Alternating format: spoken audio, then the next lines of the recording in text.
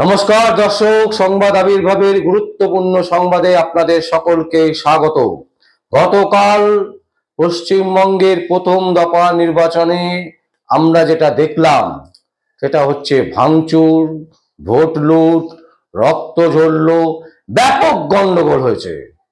কিন্তু আজকের আনন্দবাজার পত্রিকা যদি দেখেন তাহলে দর্শক, আনন্দবাজার পত্রিকাতে লেখা হয়েছে যে উত্তেজনা ছিল কিন্তু ভোট শান্তিপূর্ণ।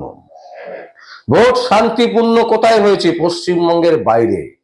পশ্চিমবঙ্গে কিন্তু শান্তিপূর্ণ ভোট হয়নি। তিনটে লোকসভার গতকাল নির্বাচন ছিল, প্রত্যেকটা জায়গাতেই কিন্তু ভাঙচুর হয়েছে, ভোট লুট হয়েছে, ঝামেলা হয়েছে। কেন্দ্রীয় বাহিনীকে সেইভাবে কিন্তু দেখা যায়নি।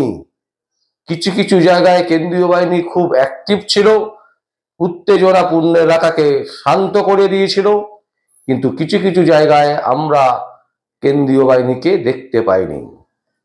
যাই হোক, এই সমস্ত কিছুর মাঝে মমতা ব্যানার্জি কিন্তু এবারে শেষ। মমতা ব্যানার্জি একেবারে ফিনিশ বলা যেতে পারে দর্শক, সেই জায়গায় পৌঁছে গেছে। প্রথম দফার ভোট শেষ, তার মধ্যেই বড় ঝটকা মমতা ব্যানার্জিকে। 800 কোটি টাকা ক্ষতিপূরণ দিতে বাধ্য।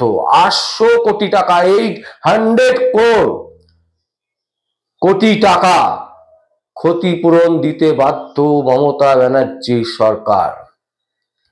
দর্শক, আপনারা জানেন মমতা ব্যানার্জি যখন বিরোধী আসনে ছিলেন সেই সময় সিঙ্গুর নিয়ে বিশাল আন্দোলন করেছিলেন তিনি।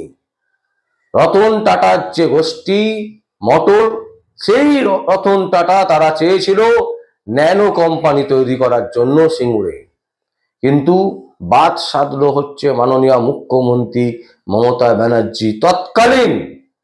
তখনকার সময় তিনি ছিলেন বিরোধী নেত্রী। তিনি বন্দুকের গুলি দেখিয়ে রীতিমতো রতন টাটাকে সেখান থেকে তাড়িয়ে দিলেন। সিঙ্গুর নিয়ে বিশাল আন্দোলন হয়েছে এবং সেই সিঙ্গুর আন্দোলনকে ভর করে বিরোধী আসন থেকে তিনি হলেন মুখ্যমন্ত্রী, আজকের মুখ্যমন্ত্রী যিনি মাননীয় মুখ্যমন্ত্রী মমতা ব্যানার্জি। সেদিন কিন্তু তিনি সিঙ্গুরের উপরেই ভর করেছিলেন। তিনি প্রতিশ্রুতি দিয়েছিলেন যে কারখানা যদি না হয়, কারখানা হবে না, কিন্তু তার পরিবর্তে সেখানে তিনি জমিতে চাষ করার যোগ্য করে দেবেন। কোথায় সেই প্রতিশ্রুতি? কোথায় তার সেই কথাবার্তা? এখন সিঙ্গুরের পাশ দিয়ে গেলেও তিনি সিঙ্গুরে যেতে চান না, ভয় পান সেখানকার মানুষ, তাকে যা নয় তাই বলে। সিঙ্গুরের মানুষ বুঝতে পেরেছে যে কত বড় ভুল তারা করেছে। আর ঠিক এইভাবেই রতন টাটার যে গোষ্ঠী মুম্বাই স্টক এক্সচেঞ্জে তারা ঘোষণা করেছে যে তাদের যে টাকা, সেই টাকা দিতে বাধ্য মমতা ব্যানার্জির সরকার।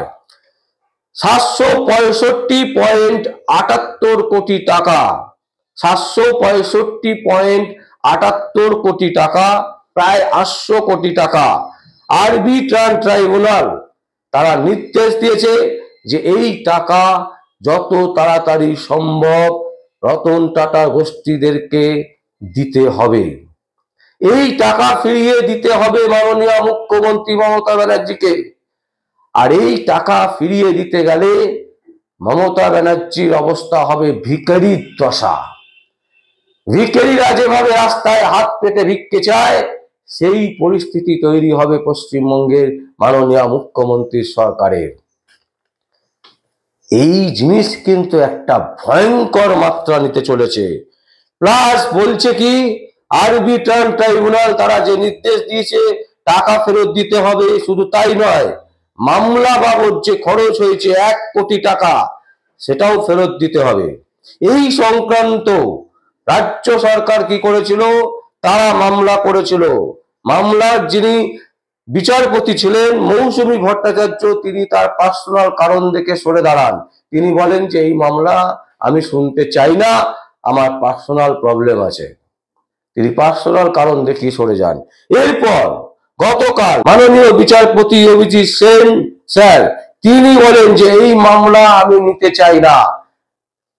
আর এখানেই কিন্তু রাজ্য সরকার বড় বিপদে পড়ে গেল। তার কারণ হচ্ছে কোন বিচারপতি যদি মামলা না শোনে তাহলে আরবিট্রাল ট্রাইব্যুনাল যে নির্দেশ দিয়েছে সেই নির্দেশই প্রাধান্য দিতে হবে এবং সেই নির্দেশ অনুযায়ী 800 কোটি টাকা যত তাড়াতাড়ি সম্ভব মমতা ব্যানার্জি সরকারকে ফেরত দিতে হবে। এইখানেই কিন্তু মমতা ব্যানার্জির সরকার ফাঁসাদে পড়ে গেছে, একদম ফাঁসাদে পড়ে গেছে। তাকে টাকা ফেরত দিতে হবে, আর এই টাকা ফেরত দিতে হলে ভিখিরির দশা তৈরি হবে পশ্চিমবঙ্গে।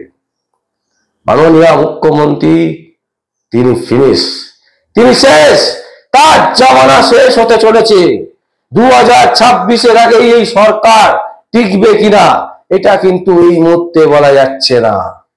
2026-এর আগেই হয়তো এই সরকার ভেঙে যাবে, ভিখিরির দশা তৈরি হবে। 800 কোটি টাকা তাদেরকে ফেরত দিতে হবে টাটা গোষ্ঠীকে। এই টাকা ফেরত দিতে হলে ভিখিরির দশা তৈরি হবে মাননীয় মুখ্যমন্ত্রী মমতা ব্যানার্জির নেতৃত্বে যে রাজ্য সরকার চলছে সেই সরকারকে। দর্শক, আজকের সব থেকে গুরুত্বপূর্ণ খবর যেটা হচ্ছে যে আরবিট্রাল ট্রাইব্যুনালের যে নির্দেশ, সেই নির্দেশ পুনর্বিবেচনার জন্য মামলা করেছিল রাজ্য সরকার, কিন্তু সেই মামলা কোনো বিচারপতি শুনতে চাইছেন না। প্রথমে ছিল মৌসুমী ভট্টাচার্য বিচারপতি, মৌসুমী ভট্টাচার্যর ঘরে তিনি পার্সোনাল কারণ দেখে সরে গেছেন। পরবর্তীতে গতকাল বিচারপতি অভিজিৎ সেন তিনিও এই মামলা শুনতে রাজি নন বলে পরিষ্কার বলে দিয়েছেন। সুতরাং এই সমস্ত দিক খতিয়ে দেখে যদি আমরা একটা সিদ্ধান্তে যাই তাহলে দেখব মাননীয় মুখ্যমন্ত্রী মমতা ব্যানার্জি সরকারকে এই টাকা ফেরত দিতে হবে, প্রায় 800 কোটি টাকা প্লাস মামলা বাবদ 1 কোটি টাকা। আর এই টাকা যদি ফেরত দিতে হয় তাহলে মমতা ব্যানার্জির সরকার ভিখিরিতে পরিণত হবে। দর্শক, আজকের গুরুত্বপূর্ণ সংবাদ আপনাদের সামনে তুলে ধরলাম। আপনাদের যদি কোনো কমেন্টস থাকে বা কোনো কমেন্ট করতে চান অবশ্যই আপনারা কমেন্ট বক্সে কমেন্ট করবেন। আর দেখতে থাকুন পরবর্তী সংবাদ আবির্ভাবে। আমার নাম বিশ্বজিৎ পাল, সংবাদ আবির্ভাবের জন্য।